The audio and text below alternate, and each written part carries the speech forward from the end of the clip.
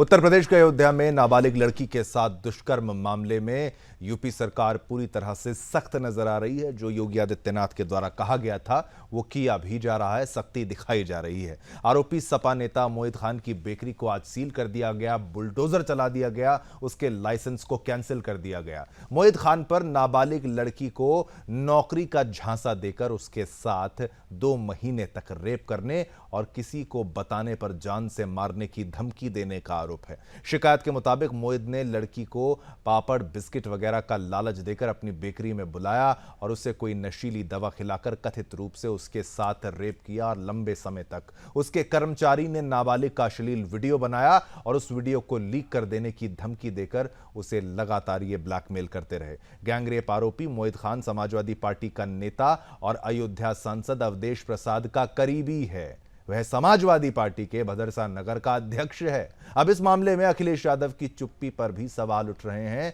और मामले के सामने आने के बाद भी सपा ने अब तक उसे पद से हटाया नहीं है। इस पर भी सवाल खड़े हो रहे हैं कि क्या इसके पीछे की वजह वोट बैंक खिसकने का डर हो सकता है और क्या अखिलेश की चुप्पी भी सिर्फ वोट बैंक को साधने के लिए है या उनकी आरोपी के साथ कोई खास हमदर्दी है। इस पर भी सवाल उठने लगे हैं। वहीं दूसरी तरफ सीएम योगी इस मामले में अखिलेश पर हमलावर हैं। सीएम ने विधानसभा में कहा कि मोइन सपा का एक्टिव मेंबर और अयोध्या सांसद की टीम का सदस्य है।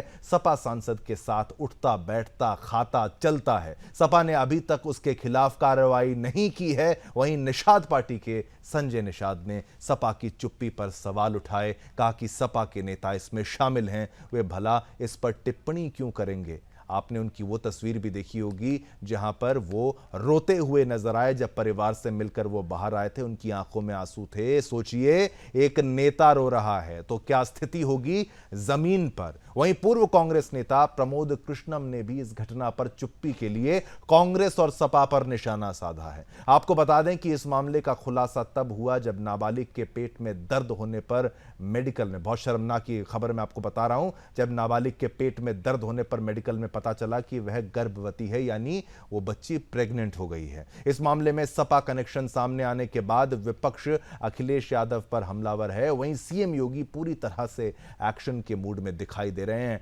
आज होगी इस विषय के तमाम पहलुओं पर चर्चा के लिए हमारे पैनल में हमारे साथ गेस्ट यानी मेहमान भी जुड़े हैं। कराएंगे उनके साथ परिचय, पूछेंगे उनसे इस मामले से जरूरी जुड़े सवाल, लेकिन उससे पहले ये छोटी सी रिपोर्ट आंखें खोल देने के लिए।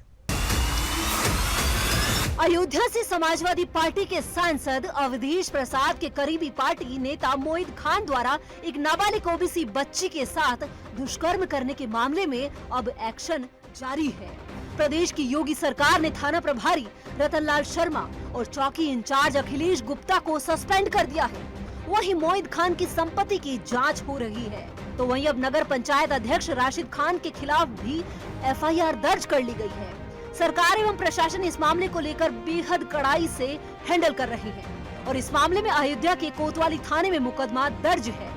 उसमें कहा गया है कि भरतकुंड भदरसा के नगर पंचायत अध्यक्ष मोहम्मद राशिद खान ने अपने सहयोगियों के साथ मिलकर रेप पीड़िता की हत्या करने की कोशिश की और थाने में दी गई शिकायत में ये भी कहा गया कि रेप पीड़िता की हत्या के उद्देश्य से मोहम्मद राशिद अपने साथ जय सिंह और एक अज्ञात व्यक्ति को लेकर 1 अगस्त 2024 की रात 11 बजे महिला जिला अस्पताल के कमरे के पास पहुंच गए और इससे पहले भी राशिद ने पीड़िता के घर में घुसकर धमकी दी थी।